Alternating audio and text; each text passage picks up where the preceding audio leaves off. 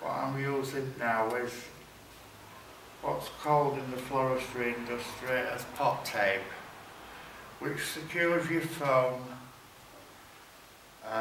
onto your vase,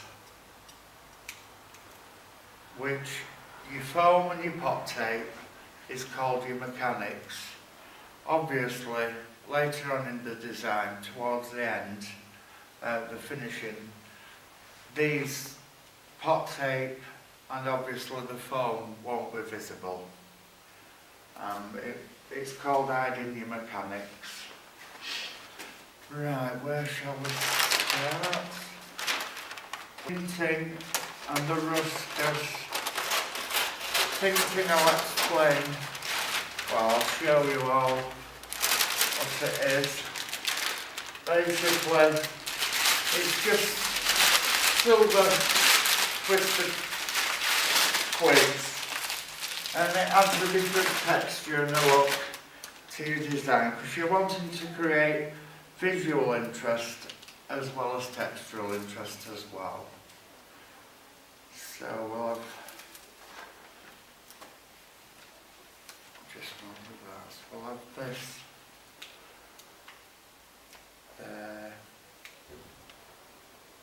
towards the back.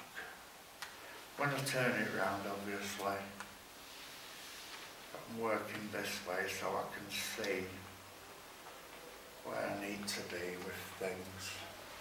Put a little bit more in.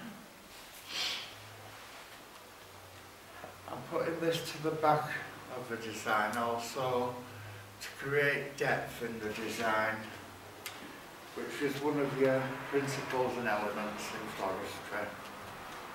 Right, we're not going to use pot tape.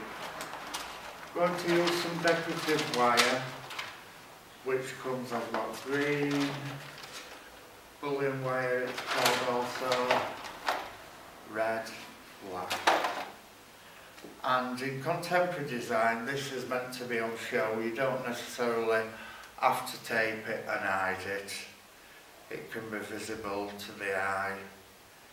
It's,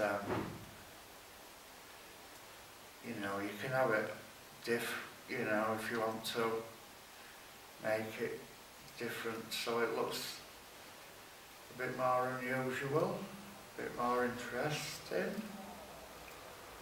That'll be fine. It's just holding everything together how I want it to be.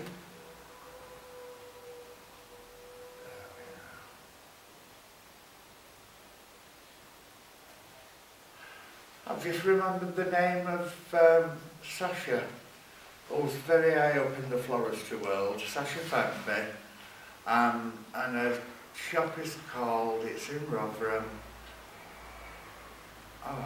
Forget Me Nots, you see, I nearly forgot it, but I remembered eventually. Right. Yeah, Sasha was my tutor when I did my first City and Guilds floristry course, which was level 1 and 2 at Farnes College in Wakefield. Then I had a year out, and then I went on to do City and Guilds level 3 advancing floristry at Doncaster College.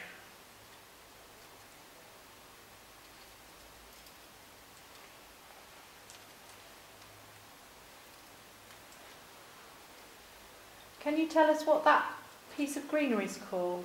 It's called Ruscus. Sorry, I should have explained. Do you want to ask any more questions? I will do if I think of them. Okay.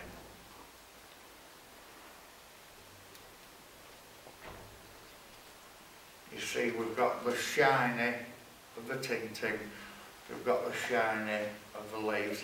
You can spray the leaves with something, there's different products called Leaf Shine, but a top tip is you can create the same visual effect just by getting a little bit of margarine and wiping the leaf down, or baby oil.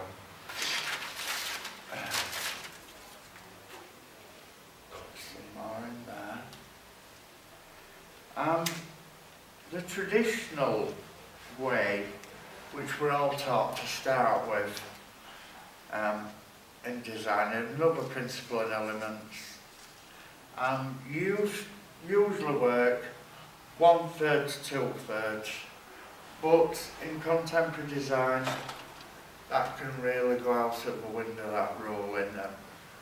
Suppose you might say the rules can be broken in contemporary design. Usually you're taught, you do all your flowers, say for example, the quantity of 3s, 5s, 7s, it all changes in contemporary design. You could do one flower just for impact and create interest with something unusual like this.